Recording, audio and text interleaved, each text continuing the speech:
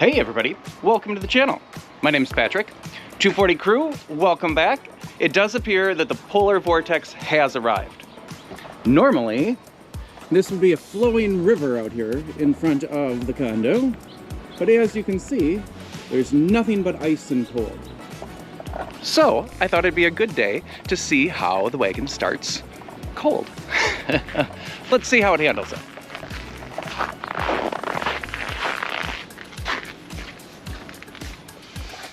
All right, right now it looks like we have 6 degrees below zero with a wind chill of negative 22 degrees Fahrenheit.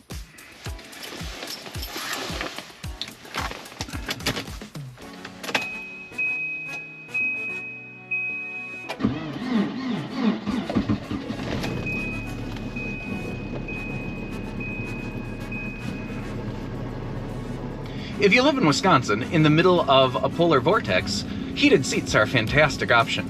I'm really glad the Volvo 240 came with them.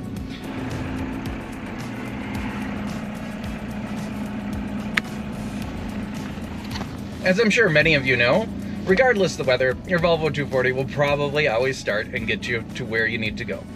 Remember, like, subscribe, and comment, and I will see you in the next episode.